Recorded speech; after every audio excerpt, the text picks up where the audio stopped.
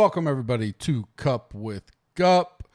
PGA final thoughts for the 2023 Sony Open. It is a bright and early Wednesday morning. I will have this posted out right around lunchtime. Then this evening, come back, final thoughts, final rankings, final ownership, E9 live for the premium members. Answer all the questions that you guys put in Slack. And we'll get going. First full field event of this calendar year, not season. Looking forward to it. Definitely some strategy this week. A lot. Got the cut sweat back, 6 of 6. Yeah, I mean, you can get through 144 guys, I think is where it ended at. Let's see. Yeah, 144 guys, which is nice because you get full golf all day long. PGA Tour Live than regular, and just keeping up with it on apps, stuff like that. Always nice to have full field back a little bit. I don't mind limited events. I've had a lot of success on them at times, but a lot more strategy into when you got 144 options. Now I did mention I put some stuff out last night. I think 114 of them or something like that is in the 6 and 7K range. So like 84% or something. So a lot of it, the focus goes to the top of the field, but it definitely matters who you weed out down at the bottom as well. If you'd like to join the site, smash, get you 20% off any package right now. Includes 7-day risk-free trial. That stays with you as long as you're a member. If you upgrade, if you want to start out weekly, monthly, and then upgrade, you can certainly do that. New enhanced, upgraded golf dashboard and tool set coming out probably within the next week or so, maybe 2 weeks. We, just testing it, doing things like that right now behind the scenes. Everything else is still up that was up there last year. Still works great. Green Machine, all sports on that. So if you want to come check all that out this week, certainly can. We'll have the NFL covered. I can't remember. I think it's 2-3-1 is how they're doing. I thought it was 3-2-1, but 2 games Saturday, 3 games Sunday, 1 game Monday night, which is the Cowboys at the Buccaneers. Should be a fun NFL week. College football ended a couple nights ago, so we're full focus. Got NBA rolling out daily with Dan. Looking forward to it. I luck boxed into a Millie Maker ticket for tonight. Just did a couple qualifiers. Didn't play much. Just didn't have, I just decided to jump in there. I don't play a lot. I play some in NBA, but not all the time just because, especially the big slates, I just don't have time to dissect all that with everything else going on. But if I have time and I can focus in, hit the right stuff and got a Millie Maker ticket tonight, $2,500 entry. So I'll take my my qualifier ticket I got and see what I can do with it. Rate reviews on iTunes always goes a long way, especially this time of year. I will be doing drawings, big weeks. Normally it's like TPC or the Players Championship, major, stuff like that. We do have a Millie Maker for the Riv this year. That looks awesome. We'll see how many we get throughout the year with these elevated events when it comes to DraftKings. So certainly we'll be doing giveaways all throughout the year. Big ones for that. I'll be announcing the March to the Masters promo that we do every year, probably here in the next few weeks. But rate and review gets you in the drawing. Subscribe and like this video on YouTube. That gets you in the drawing as well. And in the comment section, tell me who do you think wins the Sony Open. Those comments I toss into a folder. And all that is used when I do the drawings and we give away DraftKings money. I got all kinds of gear and stuff. I go to tournaments, I get more gear. We give all that away, let people pick from it. Looking forward to those giveaways. So do that. That helps us out a lot. Listener League is up. It is in the description. It's about 65% full. A little bit later start tomorrow being in Hawaii, but still let's fill that up early so we can try to grow it. It's 200 this week. I'd like to get 300, 400. Last year I think the Masters we got to 750.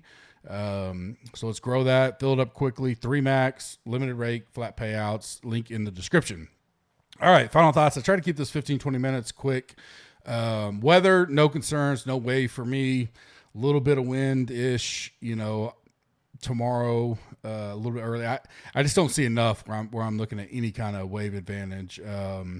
Dive in a little later, maybe talk about potential if you're doing round one. I don't do a lot of round one showdown, just because it focuses so much on the main, and then I'll do the other ones. But most times I don't. Sometimes I do, especially if I see a significant advantage, or sometimes the multi-course setup, stuff like that, I'll do it. But right now, really nice week out there. I think, it's going to be, good scoring conditions. You're going to see low 20s, probably win it. So no wave advantage at all.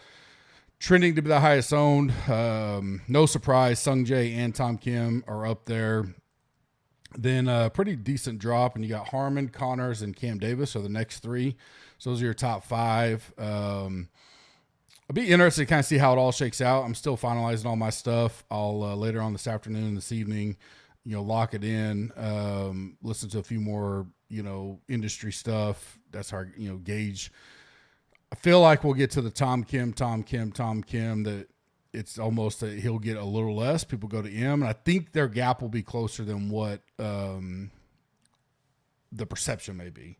Typically works out that way from time to time. So, but overall after that, what I ran late last night when I was doing deep dive and all that, it's fairly spread out after, like, I currently only have 5 guys total over 20%. And then it's spread out a lot, between the rest of the 9Ks, 8Ks, 7K. Highest I have last night was 12 to 13%, and everywhere's down from there. So, a few 6K guys up in that 5-6%, but nothing crazy. So I really think what you do up top, 9 and 10K range in general, I think will kind of decide how you want to build, and then how can you get different. And then I think the only kind of Cam Davis is that mid price that's steamed up pretty decently. Decide if you want to eat that chalk or not.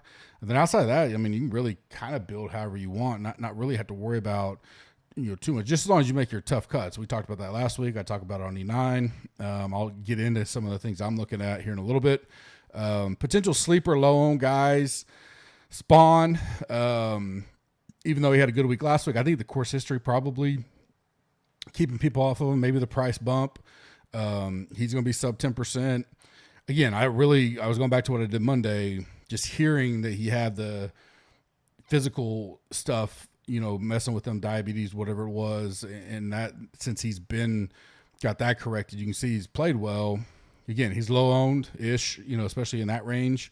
Adam Scott, same way, not getting much love. I got him as a second lowest owned in the 8K range in general. I don't mind going there. Putter was a big issue last week. These greens are a little bit easier to putt. He shook off rust, yada, yada. A600, not many people going there. Great pivot off of KH Lee or Cam Davis. He squeezed in the middle of those two, which are two of the more popular. So that's a great leverage play. Woodland I'm sticking with. Got him around 6-7%. I just think upside there.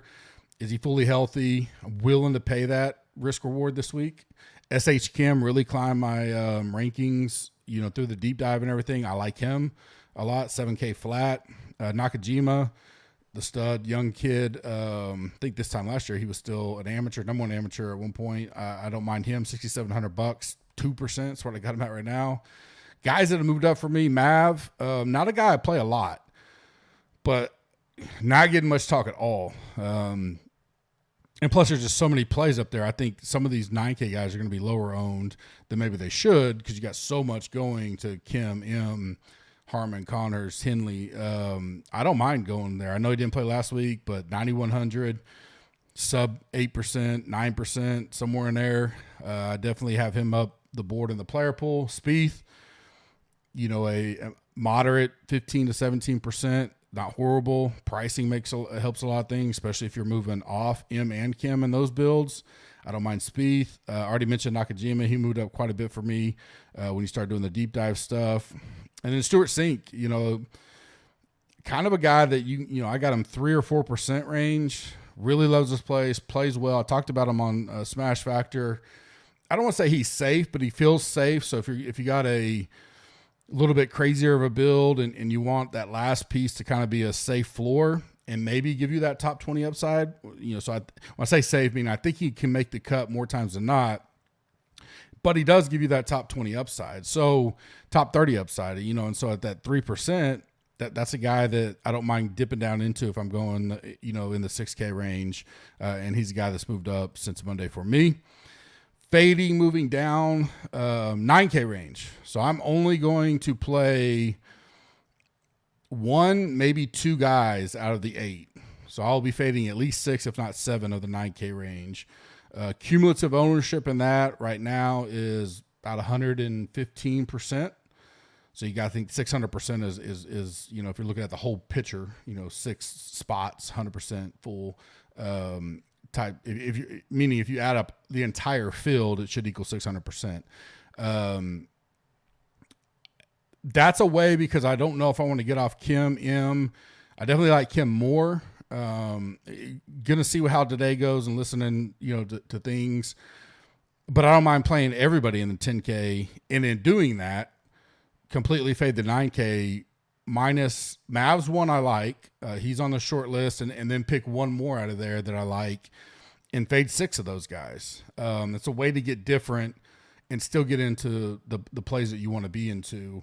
And it provides some different builds, because I think what will happen is a lot of people will go M, Kim, and some 9K guys, mix and match starting that way, and then they drop down. If I'm basically ruling out all the 9Ks, like I said, I'm going to have 1 or 2 in there. I think that's a way to get different this week. Russell Knox is a guy that I liked, getting steamed up quite a bit, which I don't mind him still, you know, play-wise, but did move down in the rankings decently through the deep dive. Has good course history, but some of his recent rolling stats and putting is not great. You know, and for this price and where his ownership's coming in at, you know, double digit, he's what I got him top 3 in the 7K range right now, something like that. Let me check. Yeah, top 4 in ownership. That's just a guy that I can move off of. And Harris English, you know, I think I talked about him on Smash Factor. I know I had it written down. I like him. I've been playing him in spots, but man, he's definitely gonna carry some ownership this week. In just a fade spot, right? Especially if you really like up top, those are spots where I'd rather take chances on fading that and say, hey, if Harris English beats me or Russell Knox beats me, it is what it is. You know, I just move on. Staying strong for me, Tom Kim, Cam Davis, Kitayama, and Ben Griffin. Those are guys in different price areas that I definitely still like, not really moving off of them. Some leverage plays this week. Definitely Matsu. He'll be the lowest owned in that 10K range, probably by a pretty decent amount. He'll be half the ownership or more than M or Kim. So huge leverage play there. McNeely, I already mentioned.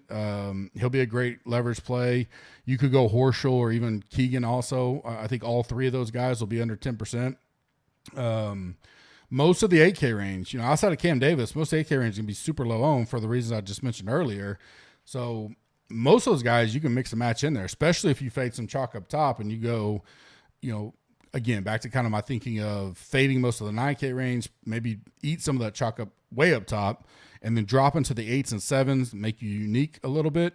I think those are good ways to go this week. I'll definitely have a lot more into that tonight on E9 and talking to the premium members if you want to come join us and check that out. Underdog best balls are up for the playoffs. Gauntlet 2 is up, $25 an entry, $1 million in prizes. The Mitten 4 is up, $5 an entry, $250,000 in prizes. So these are all locked this week. Playoffs start this week. We got tons of guys in the Slack, GC Warrior Room Slack, checking out strategies, talking back and forth. You can hit up me there's all kinds of things you do about it. They're fun, you know, especially if you're not familiar with best ball and you've heard about it a lot. You want to dip your toe into it, see what it's like, and kind of get an understanding going into next year. It's a good way to do it. The Thursday 3 putt is up. It's up to 20K pot, $5 an entry. I like doing that one. It certainly sometimes doesn't feel. Even if it does, I think, you know, using the Slack or, you know, ranking, stuff like that, you can get a leverage on that. It's a good way to get familiar. Again, you're drafting, that kind of stuff. We have guys that do it weekly. I do it at times. Certainly like that. Again, GUP, GUP, link is in the description. That's a dollar for dollar match up to $100. Prize Picks, same code, same offer. Links in the description as well. My round 1 favorite picks for Prize Picks right now: Sink under 68, M over Griot, birdie or better, and then Tom Kim over Montgomery, birdie or better. So those are my 3 favorite for this week. You can go up to 6. You can do those 3. You can pick 2. You can mix and match. You can add your own. You can do other sports. You can mix and match sports. If you're doing NBA right now or want to do some NFL, you can do whatever you want. Like their structure a lot. You can go up to 6 picks, which pays 25x. And if you go 4 or 6 or better, you at least win a little bit of money back. So if you go 4 or 6, I don't remember the exact deal. I think like say you put $10 in on the bet, I think you get back like 4. So not a lot, but better than nothing, right? You know, and then 5 or 6, I think you do actually get a little bit back plus some. So at 10, you probably get like 12. I think it's 1.2 if I remember right. And then obviously if you go 6 or 6, you get the 25x. But you don't have to go up that way. You can do a 2-way pick. You can do a 3-way, 4-way, 5-way, all the way up to 6. However you want to do that. Same link, same code, GUP, $1 match, up to $100.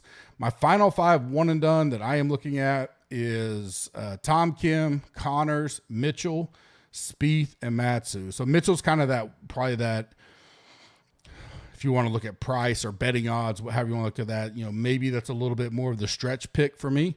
Again, no reason at this point in time to get real crazy and drop way down to a unique pick. I think there's plenty of guys up there. There's plenty of guys that'll stretch out throughout the season. Those are the 5 I'm kind of glued into. KH Lee was on my list, right there on the bubble. Mav was kind of on the bubble, but I'm sticking with those 5. I like those 5. So hit me up if you got questions on that or any kind of one and done stuff. Certainly willing to answer that. Don't forget, you smash 20% off any package, locked in for life on that code. You get a 7-day risk-free trial. So you come check it out now. Wednesdays are the best day to do it because you'll get all the golf content. Go ahead and catch up tonight before, lock tomorrow. And then you get all next week's, before your free trial ever runs out. So good time to check us out. Brand new golf tools coming out as well. So if you just want to do the content only membership now and then upgrade to the tools, you can do that. Our tools we have now are fine. We're just enhancing them, doing some upgrades, stuff like that. Up to you. Do what you want to do there. Looking forward to a great Wednesday. See you guys tonight on E9 for you premium members. And we'll talk to you later. Thanks.